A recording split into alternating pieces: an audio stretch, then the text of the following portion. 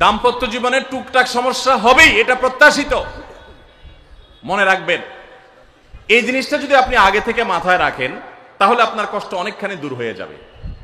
আমরা অনেকে আকাশ থেকে নেমে পড়ি, কি বলে, এত বড় সাহস, এই কথা বলতে পারে কেন ভাই? আশ্চর্য হচ্ছেন কেন? এর চেয়ে বেশি কথা বলতে পারে, মাথা বাড়ি মারছে, আরে ভাই ছুরি মারে নাই যে শুকর আদায় করে।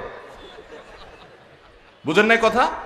একই কথা বোনদের জন্য প্রযোজ্য। আমার মা বোন যারা শুনছেন তাদেরকেও বলছি, আপনার স্বামীর একটা কথা শুনে আপনি আকাশ থেকে নেমে পড়ছেন, আকাশ ভেঙে পড়ছে মাথার উপরে, কি এটা বললো সে, আপনি ডিপ্রেসড হয়ে যাচ্ছেন। আরে বোন, ডিপ্রেসড হচ্ছেন কেন? এটা কেন? আরো শক্ত কথা আপনাকে বলতে পারে, এটা আপনি মাথায় রাখেন। কারণ দিন শেষে তিনি মানুষ, তার ভুল হতে পারে, একটা সময় তিনি তার ভুল বুঝতে পারেন। দাম্পত্য জীবনে যদি স্বামী স্ত্রী উভয়ে যদি ধৈর্যশীল না হয়, সবরকারী না হয়, হুটহাট রিয়াকশন করে ফেলে, কখনো দাম্পত্য জীবনে সুখী হওয়া সম্ভব নয়। মনে রাখতে হবে, একসাথে থাকতে গেলে, দুইটা পাতিল একসাথে থাকতে গেলে টুনটান লাগে না, বাধে হয় না? আপনার কাছে যদি কেউ এসে গাল গল্প দেয়, দেখবেন অনেকে গাল গল্প দেয়, গাল গল্প দেওয়া লোক আছে না নাই? ভাই 30 বছর সংসার করেছি, জীবনে আমাদের একটা কথা হয়নি, ডাহা মিথ্যুক,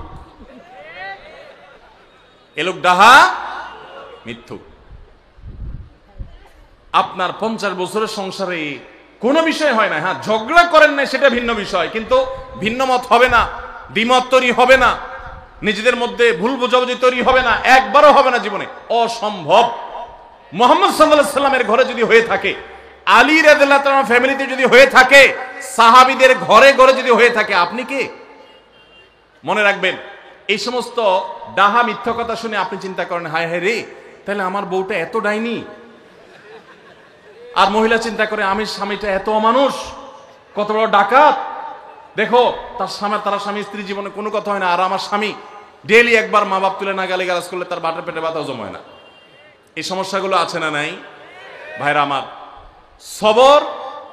সবর করার জন্য, সবর করা সহজ হবে আগে থেকে যদি প্রস্তুত থাকেন যে এই সমস্যা হবে। আশরাফ আলী থানভী রাহমাতুল্লাহর নাম শুনছেন আপনারা? ভারত মহাদেশের এমন একজন আলেম ছিলেন, খুব বিচক্ষণ মানুষ ছিলেন, অনেক বিদগ্ধ মানুষ ছিলেন, অনেক বড় আল্লাহওয়ালা ছিলেন, নেককার মানুষ ছিলেন।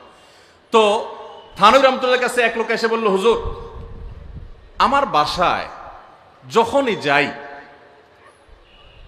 দরজাটা খুলতে দেরি, আমার মাথার উপরে আকাশ ভেঙে পড়তে দেরি নাই, যেটাই করি বাজার করে এনে তার হাতে দিলেও রাগ, রাখলেও রাগ, আমার সাথে সারাদিন শুধু ঘেউ ঘেউ করে, হুজুর আর সহ্য করতে পারি না, আমারে কোনো দোয়া দুরুদ আমল শিখাই দেন যে আমার এই বাসার অত্যাচারটা যেন থামে। তো থানভী রাহমাতুল্লাহ বললেন যে, শোনো, তোমার একটা বুদ্ধি শিখাই দেই, দোয়া দুরুদ না। বুদ্ধি হলো, এখন থেকে বাসায় গিয়ে দরজা নক করবা, যে নক করার আগে 1 মিনিটের মোরাকাবা করবা। কি করবা? মোরাকাবা বুঝেন? ধ্যান, ধ্যান, কল্পনার জগতে ডুবে যাবা 1 মিনিটের জন্য, জাস্ট 60 সেকেন্ড। কি ধ্যান করবা? দরজা যায় থামবা, থেমে চোখ বন্ধ করে মাথাটা নিচু করে চিন্তা করবা, আমার ঘরের ভিতরে একটা কুকুর আছে, আর কুকুর মানুষ দেখলে কি করবে? ঘেউ ঘেউ করবে। অতএব এটাতে আমার রাগ হওয়ার তো কিছু নাই, কুকুর কেন ঘেউ ঘেউ করছে এটা জিজ্ঞেস করার তো আরেক বোকামি। অতএব এটা আমি মাথায় কিছু নেব না, ইগনোর করব। কুকুর থাকলে কুকুর তো ঘেউ ঘেউ করবেই, এটা চিন্তা করে এরপরে বিসমিল্লাহ পড়ে নক করবা।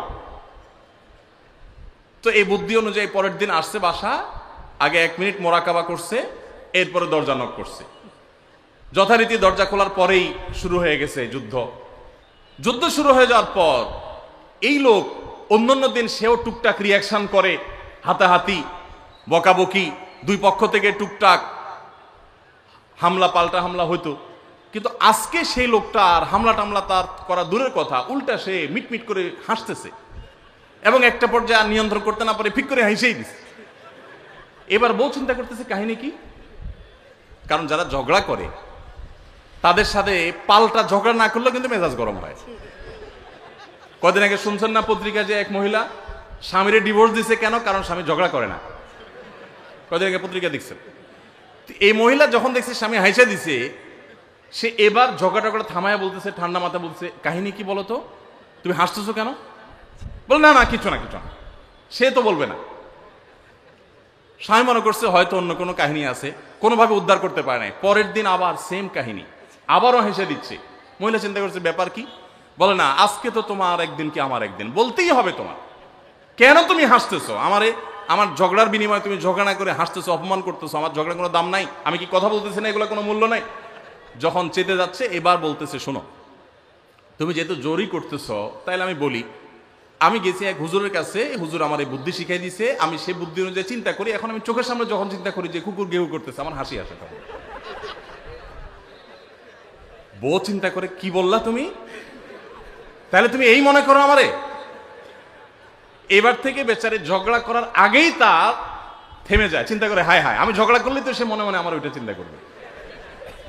বুঝতে পারছেন? দাম্পত্য জীবনে একটু বুদ্ধিশুদ্ধি করে না চললে, শুধুমাত্র সোজা হয়ে দোয়া দুরুদ পড়বেন আর সব সোজা হয়ে যাবে, শুয়ের মতো, এত সোজা না।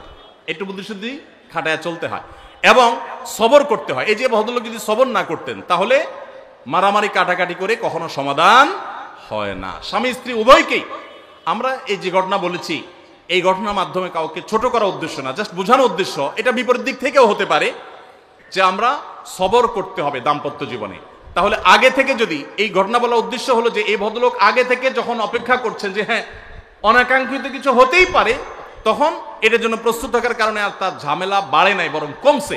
এখন আপনি যদি আগে থেকে প্রস্তুত থাকেন, দাম্পত্য জীবন টুকটাক সমস্যা হবেই, দুই ঘরের দুইজন মানুষ একসাথে হয়েছি, বহু কিছুতে গরমিল হবে। অতএব আমরা সবর করব, ধৈর্য ধারণ করব, ভালো দিনগুলো দেখব। প্রিয় নবী সাল্লাল্লাহু আলাইহি সাল্লাম বলেছেন, তুমি তোমার স্ত্রীর কোনো কিছু দেখে যদি রাগান্বিত হও, তুমি তোমার স্বামীর কিছু দেখে যদি মেজাজ গরম হয়, তো মনে রাখবা তার অনেক গুণ আছে যেটা দেখলে তোমার ভালো লাগা কাজ করবে। কারণ একটা মানুষ এমন নাই পৃথিবীতে যার সব গুণ খারাপ, একটা গুণও ভালো নাই। একজন আস্ত ডাকাতও যদি হয়, আস্ত পাপিষ্ট মানুষও যদি হয়, খারাপ মানুষও যদি হয়, তার ভিতরও কোনো না কোনো ভালো গুণ অবশ্যই আছে। তোমার স্ত্রী, তোমার স্বামীর মধ্যে কোনো না কোনো ভালো গুণ আছে, তুমি সেই গুণটা খুঁজে বের করো এবং সেটাকে কল্পনা করো, তাহলে তোমার মধ্যে তৃপ্তি আসবে, সমৃদ্ধি আসবে, ভালো লাগা কাজ করবে। এই জন্য ভাইরা, দাম্পত্য জীবনের সুখ শান্তির জন্য সবর এবং শকর। শকর হলো যে যা পেয়েছি আলহামদুলিল্লাহ, এর চাইতে যদি খারাপ কিছু হতো, এর চাইতে যদি মন্দ কিছু হতো। অনেক বোনরা আমাদের কাছে আসেন, আমরা তাদেরকে বলি, দেখুন আপনার স্বামীটা হয়তো অমানুষ, সে আপনাকে গালিগালাজ করে কিন্তু চরিত্রহীন না।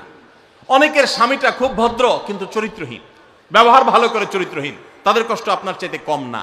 অনেকের স্বামী খুব ভদ্র কিন্তু বেকার, দুই পয়সা কামাই করতে পারে না, সারাদিন ঘরে বসে বসে খায় আর শ্বশুরবাড়ি থেকে যৌতুক এনে আয়না খায়, নিশ্চয় আপনি তার চাইতে ভালো আছেন। মানুষ এভাবে যখন ভালো দিকগুলো চিন্তা করবে, তখন তার ভিতরে শকর আসবে। তাহলে দাম্পত্য জীবনে সুখ শান্তির জন্য তৃতীয় করণীয় হলো সবর এবং শকরের চর্চা করা। আল্লাহ আমাদের সবাইকে তৌফিক দান করুন।